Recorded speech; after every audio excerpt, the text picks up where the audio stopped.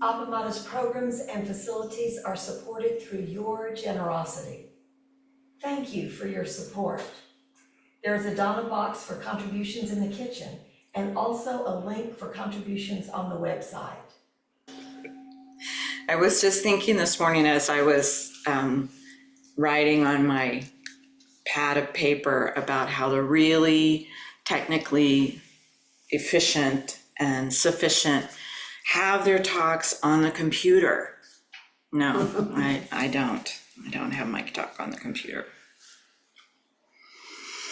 So it's nice to see everyone on this cold and windy morning here in Austin. I would like to say to begin with that the talk is in gratitude for my teacher Peg and all my spiritual friends that are here today. And that the talk is to encourage our practice.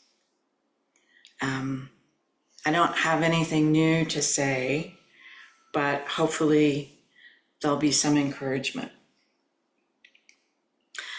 So later today, we'll have the Jukai ceremony.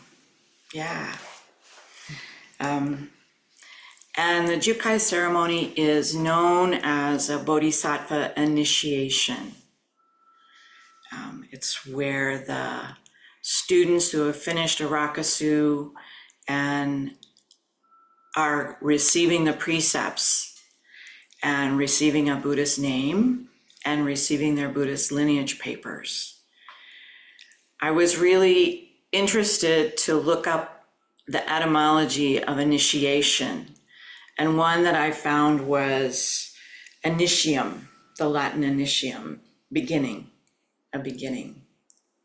And that seemed appropriate to me. We take vows every morning here during service. We take bodhisattva vows. And as this Jukai is a bodhisattva initiation, I thought I would repeat the vows. You're welcome to repeat them with me if you'd like. So beings are numberless. I vow to free them. Delusions are inexhaustible. I vow to end them. Dharma gates are boundless. I vow to enter them. Buddha's way is unsurpassable. I vow to embody it. Thank you. So these are the vows that we as students of the way repeat every morning. And these are the vows that the bodhisattvas, bodhi being awakening and sattva being being, the awakening beings will carry forward into their lives. And as we can tell from saying them, they're impossible. They're impossible. Beings are numberless. Well, that we could stop right there. Beings are numberless.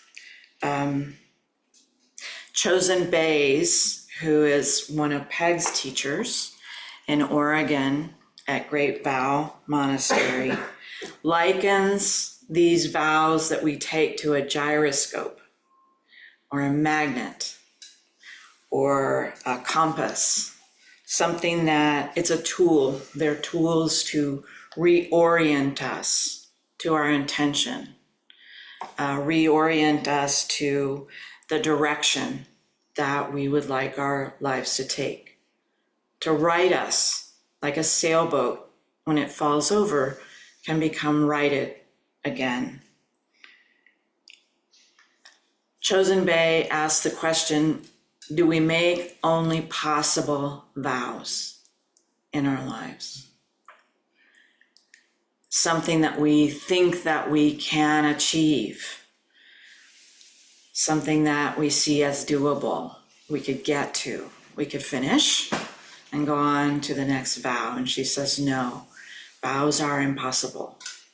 They are an intention, not something that is finished and done.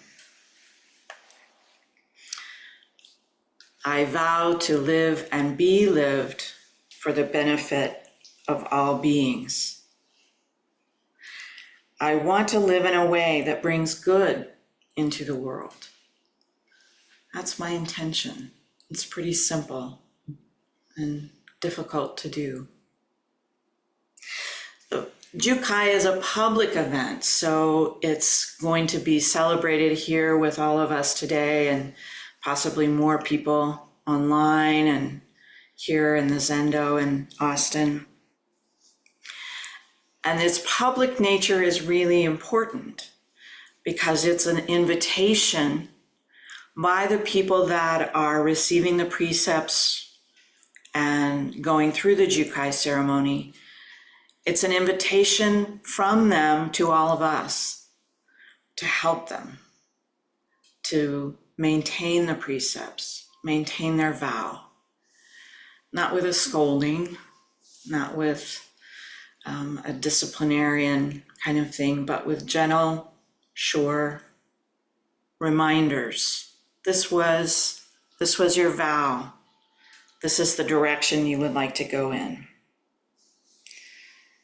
So it's an expression of vow or intention to the world, to the community, to spiritual friends, and all the beings that inhabit your life.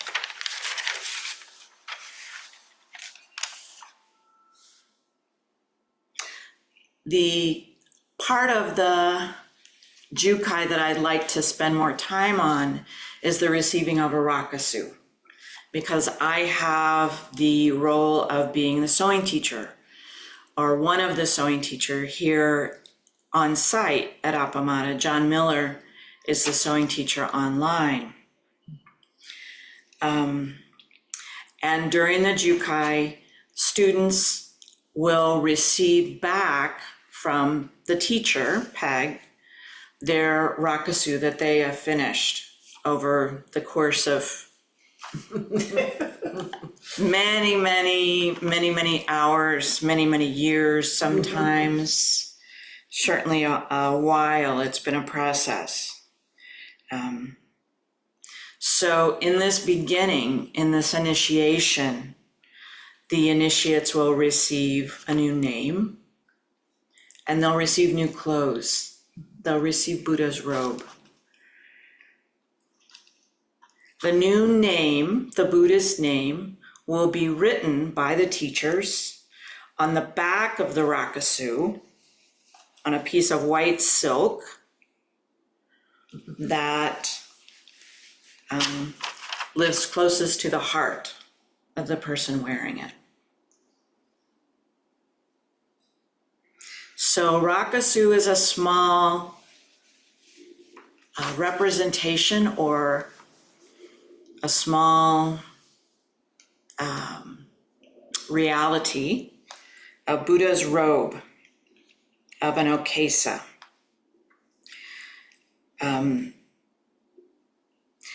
And for me, one of the things that has come to me as I've sewn many times and helped other people sew are kind of the lessons of sewing a Rakusu.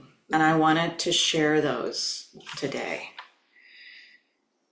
So the first thing is that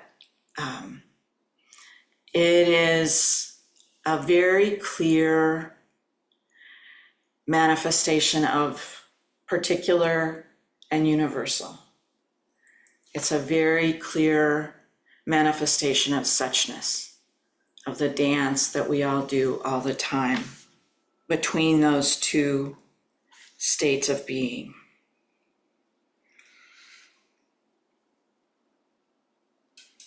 As Dogen says, because flowing is a quality of time, moments of past and present do not overlap or line up side by side. Anyone who's sewn knows about moments being stitches and not lining up side by side. Every stitch is particular. Every sewer is particular. Every stitch is a manifestation of this moment, just this moment. And in the end, it's a rakusu. It's universality. So it is a beautiful expression of our Zen Buddhist understanding of the universal and the individual. Stitches flow, one moment at a sharp angle and another moment barely slanted at all. Some days in the sewing room leave behind stitches large with obvious spaces between them. Other days, stitches, as one instruction says, like sesame seeds, bunching together. So though each panel, each seam, each stitch is unique, the whole is always a rakusu, a token of suchness. Another thing that's come to me through my practice of sewing is that rakusu, creating a rakusu, is both a dissolution and a reconstruction over and over. We all start with a bolt of fabric, a big bolt of fabric. And the first thing we do is measure out just enough to create the rakusu and cut that. And then we begin cutting that into smaller and smaller and totally unrecognizable pieces. We're following exact instructions, how to measure, how to cut, that have come to us over generations. Then, in the process of creating a rakusu, all the pieces are rejoined in new and before unimaginable ways, carefully stitched together, faithfully, trusting that this will turn out okay. That I am following ancestors and there's a sort of logic that I can't perceive, but that I trust in.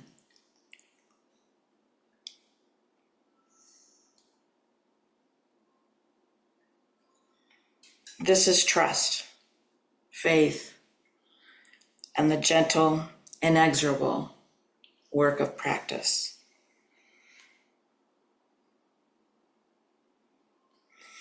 Dogen again says, before one studies Zen, mountains are mountains and waters are waters.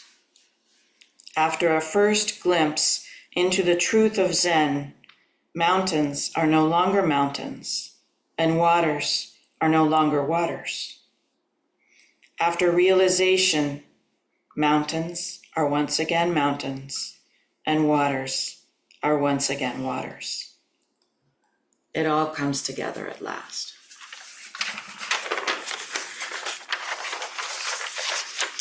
Another very clear lesson that I've learned from sewing is to follow directions. These are not easy directions. They are arcane and confusing and a bit like origami instructions.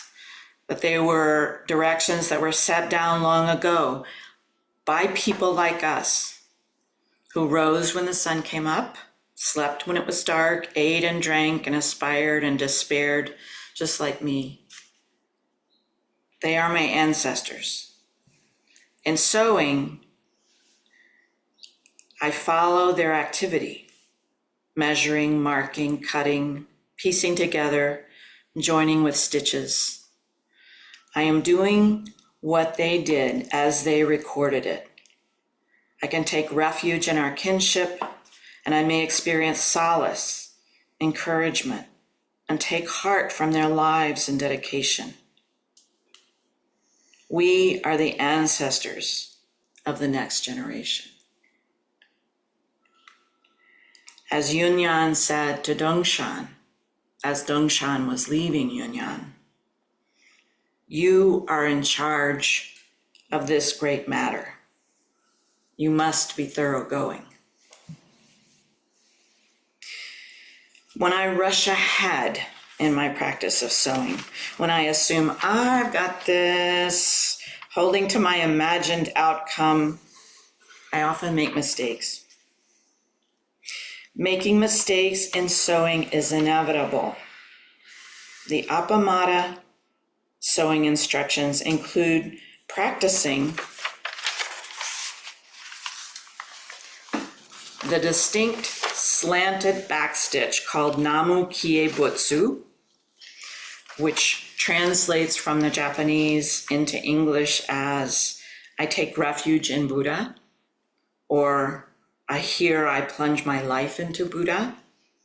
And this mantra is repeated with each stitch, imbuing the rakusu with that vow. But along with the Appamada instructions on practicing the Namu Kie Butsu stitch comes the instruction, practice taking out a line of stitches. Recently, a sewing student was confused. Why? I spent so much time and effort. What do you want me to take it out? What good will that do me? Mistakes are inevitable in life. Mistakes are vital to learning about ourselves. Mistakes are illumination of what didn't work, what needs repair, or a new way of going forward. I have a quote about mistakes from the Zen teacher Robert Reese. What are mistakes, and how can we practice with them? Depends on how we define practice. One possible definition of practice, what we consciously choose to do with body, speech, mind, to decrease suffering and increase wisdom and compassion. So how do we practice with mistakes? How should we best relate to them and work with them? How do we correct or minimize our mistakes, or should we? How do we avoid being overly stressed or fearful about making mistakes? And how do we avoid getting stuck in regret or self-recrimination once we've made mistakes?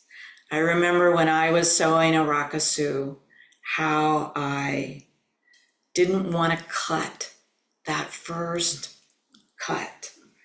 I was afraid to make a mistake. Dogen Zenji used the phrase shoshaku jushaku when referring to mistakes. The phrase can be translated a number of ways, but often Dogen refers to it as to succeed wrong with wrong. Shunryu Suzuki Roshi said about this in Zen Mind Beginner's Mind, Dogen Zenji said, shoshaku jushaku. Shaku generally means mistake or wrong. Shoshaku jushaku means to succeed wrong with wrong, or one continuous mistake. According to Dogen, one continuous mistake can also be Zen. A Zen master's life could be said to be so many years of shoshaku jushaku. This means so many years of one single-minded effort.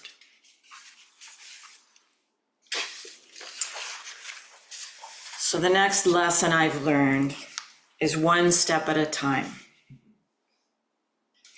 The instructions for making rakusu, like I said, are confusing. They're not at all intuitive, not at all how a normal person would make a little bib to hang around their neck. And trying to understand the process before the beginning is not possible. The desire to figure something out, for me, is rooted very deeply.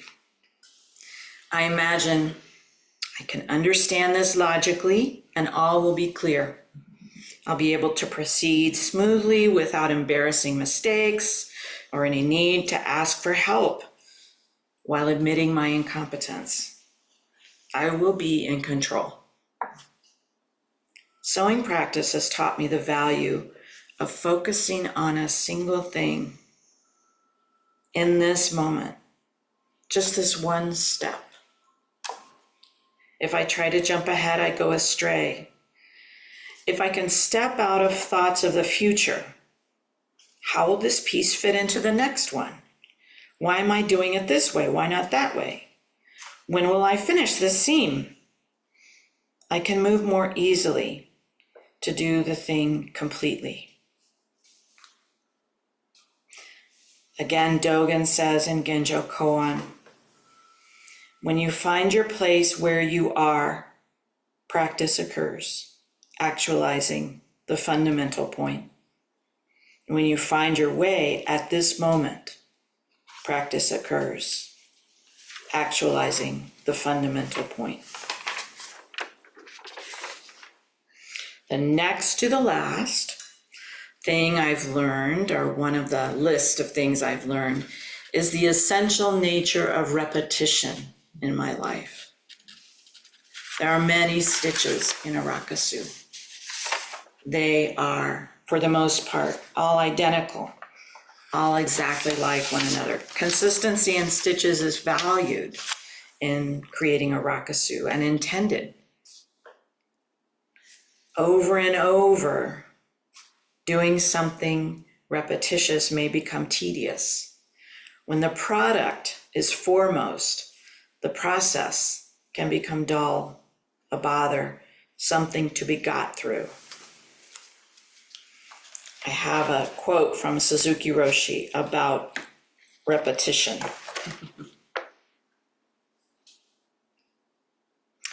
Though we may find it not so interesting to cook the same thing over and over again every day, it is rather tedious, you may say. If you lose the spirit of repetition, it will become quite difficult. But it will not be difficult if you are full of strength and vitality. Anyway, we cannot keep still. We have to do something. So if you do something, you should be very observant and careful and alert. Our way is to put the dough in the oven and watch it carefully. Once you know how the dough becomes bread, you will understand enlightenment.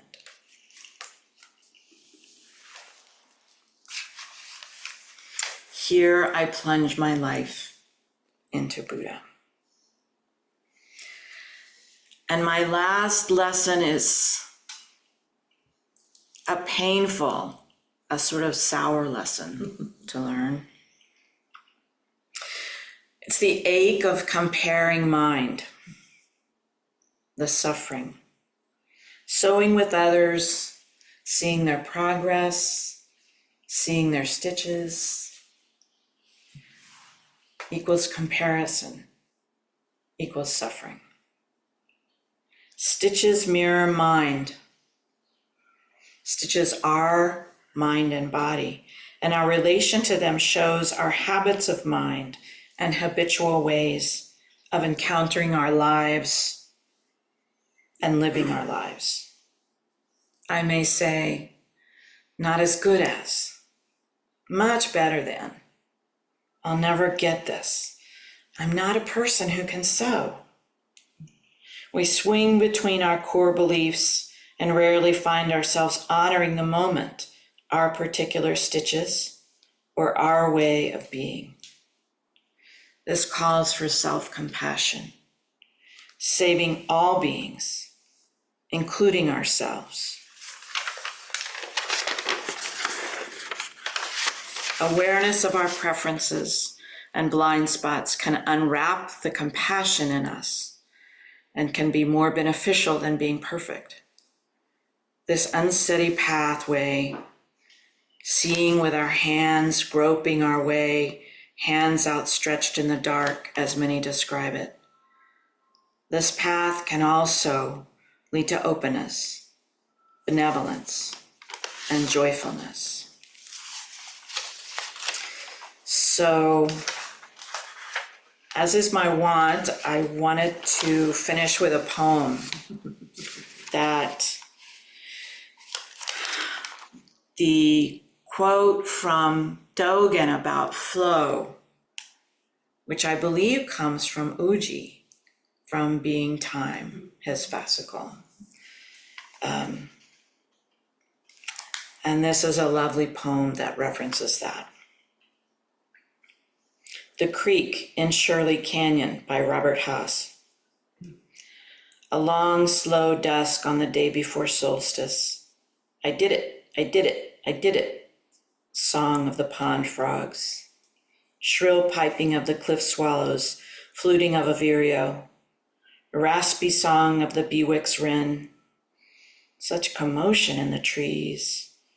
These evenings of long light must be high festival to them. It's the time when the light seems tender in the needles of the pine. The shimmer of the aspen leaves seem kindly on the cliff face.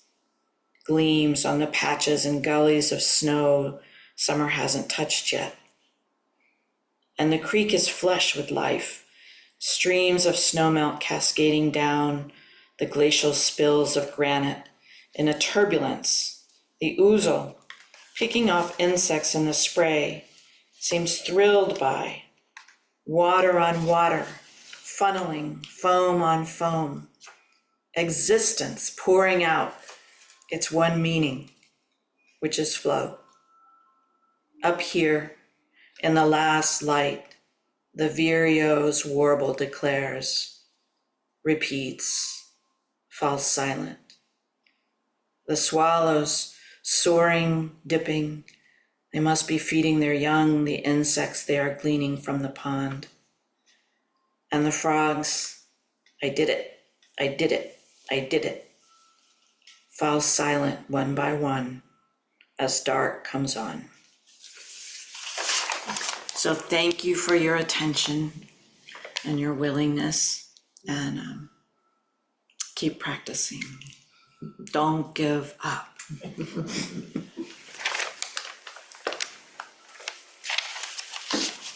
So I don't know, the timekeeper can tell us, do we have any time for discussion or? It is currently 10:33. So lots of time. Lots of time. So if we end maybe like at 10:50, we'll be through and not enough time for service. Yeah, okay. So does anyone have any comments or realizations or questions? Yeah, John Eric. What a great talk. Thank you so much. And I didn't realize what a practice this would be. It started as a practice in frustration. And all of my parts coming up and all of the, like doing crafts as a little kid and, whatever. It was so much came forward. And I was reflecting on this morning, and the first thing that, this whole process, the first thing that I remembered was the people, which was something I realized when I first started really practicing with Appamada. It was like, first I was focused on doing it right, and am I doing it right, and the forms and all of it. And then it expanded to the people, and I was like, oh, this is what Sangha is. I didn't really know that until I experienced it. And that's what I experienced in the sewing practice too. So the first thing I thought of this morning as I was reflecting on this was the people. I was thinking about all the time I spent with you as my sewing teacher, and how wonderful that's been, and all the people I sewed with, when I first started with my straps, and people were, like you said, the frame was done, and I was like, I'll never get there, whatever. But the relationships of the practice, and even thinking of Carolyn, who's not with us anymore, and all the time I spent sewing with her, and just how precious that was. I wouldn't have had that otherwise. So I'm very grateful for the practice and the opportunity to just feel the warmth of Sangha. So thank you for that. So John Eric is receiving Jukai today, and he hadn't really picked up a needle when he started, So this was a really new thing and a whole new thing. Yeah, so. Yeah, Kim. First, oh, what a beautiful talk. First, when you talked about initiation, I was thinking about when I first heard about jumping off the 100-foot pole, how that's all I'd have to do. And then I found out That would be it. that was just the beginning. And then I heard about that a monk would have three things: a bowl, a robe, and nobody can guess the third thing. But the third thing was a needle. And it said, this is something we need to take care of. And for teachers, Peg insists that we keep these with us and take them home. And of course, my first thought was, well, maybe since she's not here, I can hide it. You know? I don't want to be doing that. And then I started to leave it at home and forget to bring it. And so that has become a really neat practice, is to take care of it, you know, which goes back to the needle. So it keeps coming back to this care. Care. So anyway. Thank you. Thank you so much, Anne. For also being such a fantastic sewing teacher. Thank you. Thank you. Yeah. Ellen. Okay, this is the paradox I noticed. Maybe I misunderstood. But I really enjoyed you talking about the different stitches. You know, sometimes some are like this, and all of a sudden there's one like that. And then later there was a discussion of the regularity and the repetition being valued, which I get both of those. So, I mean, I know Suzuki Roshi says if it's not a paradox, it's not true. So, what kind of response do you have? Yeah. I mean, it's the universal and the particular. It's that they are particular, that they are, but they're all stitches. And we have an aspiration. We have a form. It's like any of our forms that invoke in us this feeling of I've got to do it right. That's the most important thing, is the product. But if we can settle into the process, if we can settle into the actuality, the embodiment of the form, it's something different. It's not a process, it's not a product. And I think the stitches are the same way. When I first began helping people sew, and I saw that, oh, these stitches, you know, this whole seam is so totally different than that whole seam, that I struggled to decide, should I go back and say, and I'm sure that there are teachers that would, or I imagine that there are teachers that would say, not enough, you know, not good enough, go back and do it again. And then there are other teachers that I hear say, never remove a stitch. Yeah, so many different ways. But that's my idea about where the form is consistent shape, slant, size of stitches. And then you open the door and walk outside, and the day begins, and it happens the way it happens. Yeah. Thank you for the question. Oh, Peg, yes. So you don't see my hand. No. So I've been thinking about this process. So if you don't know, when we do this particular ceremony here, the rakusus and Dharma names are presented to each person who has sewn a rakusu, and then they give them back. and they are circulated in the community for a year before they're returned to them. And they become permeated with the practice of the community. One of the things this does is it means that seeing someone wearing a rock suit is not a badge of rank. It's not like you're, some special person because you have a rock suit. It's really recognizing these are people who abide by the precepts. That's anyone who has taken the precepts or completed the precepts class, or has this completion ceremony that we do at the end of the class, is welcome to take a rakusu from the rack that we put by the door and wear it for that day. And the cool thing about this, the way it's just turned out then, is that sometimes people will be wearing the rakusu of someone who's sick because they want to send well-being to them. Or we have rakusus from people who have died and we wear them in remembrance of them.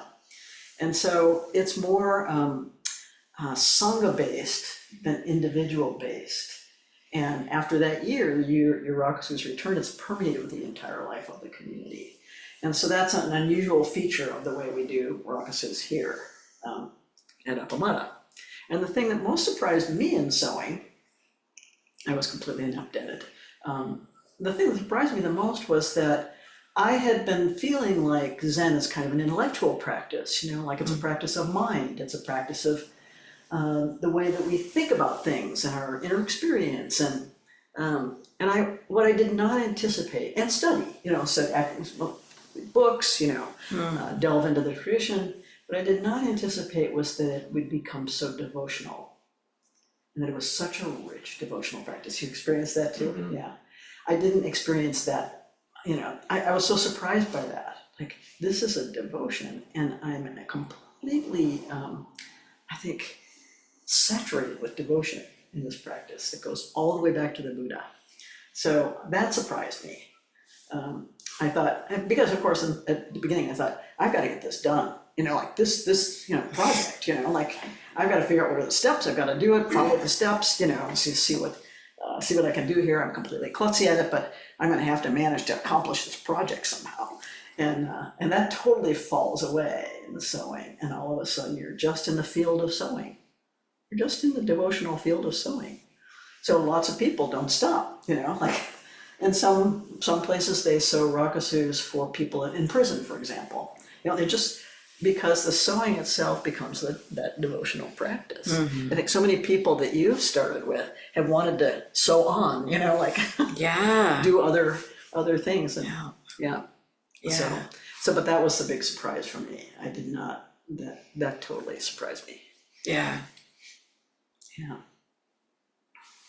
It makes me think of the quote that I've heard from, I can't remember his name now, but Zen is good for nothing. Yeah. And rakusus are like that.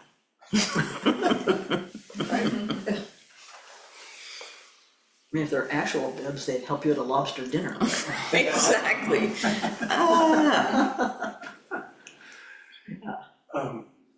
Is there anyone online that wants to make a comment? I don't see any Rosemary. hands. Rosemary is. Rosemary, okay. Hi, Anne. Thank you so much. What an experience sewing was, and what you said, Peg, about the devotional aspect. That was something that I was completely clueless about, and that Anne taught. I mean, she used those words. That's what this is. It's a devotional practice, and for someone who's done a lot of sewing in her life, it was very humbling, because I think I was even bragging how good my stitches were, with the Girl Scout badges and all of that. And and so trust that this process will take you there, trusting the teacher to explain what's happening, like I think you said, and step by step, and not, it's the only way, is like one stitch at a time, one section, and trusting each other in the group. We moved along at different paces, so we helped each other, and also just working with this common practice together in each other's presence, even online. And I have to say something about John, because how someone could translate this process on a screen is just, yeah, it's just amazing. So to both of you, I'm so grateful. I won't mention one other thing is that Anne would read to us sometimes if we, from this beautiful booklet from San Francisco Zen Center. I'm getting a little emotional, of course. You know, if we all were in a place where we knew what we were doing for a while and didn't need instruction, Anne would read to us, and that was also like a beautiful, beautiful experience. So thank you so much. Thank you. You have another question? Is there anybody else online? Yes. Suzanne is, Sorry, I can't see. yeah. Hi. There we go. Unmute. Oh, there we go. Okay. Thank you, Anne. That was really, really beautiful. No, I'm sorry. There we go. I heard about the groups that you taught in online and with John, and was wishing that I had been a part of some of those groups. But I was with John online with mostly people in Europe, and that was a really interesting experience. And for him to be able to teach us that process of these very complex things, as Rosemarie said, online, was just astonishing to me. I think one of the biggest things that I learned, and I think you said something about, you know, well, you got to figure this out. I'm going to get this done. And Peg said this too. You know, I'm going to, okay, I know how to do this. I'm going to get it done. I'm very much that kind of, you know, not process, but form kind of person. I'm a, you know, the result, the end result. I'm usually very focused on that. And I've been sewing since I was 10 years old. So I thought, oh, okay, well, I know how to do this. I'm also an architect, so the three-dimensional way of all the pieces going together was of real fascination to me. But it was totally beyond thinking through ahead of time.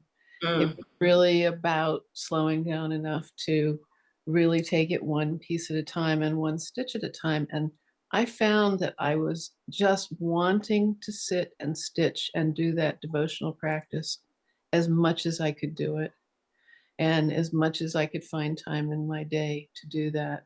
I was so drawn to that practice and to that devotion, and it totally surprised me. I ended up finishing it much faster than I thought I would, but not because I was trying to finish it to get it done. It was because the process was something that I really needed at the time. I love doing it, and I would very much like to sew another one for someone else at some point. Right now I have a hand in a cast, but when that's over, I'd like to try again. So thank you, and thank you for your talk today. It was really lovely. Yeah. Yeah, and we do have Sangha members that can't sew for one reason or the other that we're sewing for. So there's usually a project. Yeah. Joel. I wanted to say that early last year, 2024, or maybe it was even in 2023, you came and gave a talk to the precepts group that was meeting that year, that I was leading. And your talk today is rich in metaphors and various ways of looking at sewing rakusu. And I just wanted to say that for the precepts group, you brought forward a connection with nature, with the unfolding of nature, and how one of the early metaphors for rakusu was rice fields. That it's like looking out over rice fields and realizing all the connections between them and between the people and the fields and the sky and the water and everything. Yeah. And that was so beautiful when you were talking about that with the precepts group. And it seemed like it worked, and lots of people from that group and other groups have continued. Thank you. Yeah, it's like wearing the whole world around your neck.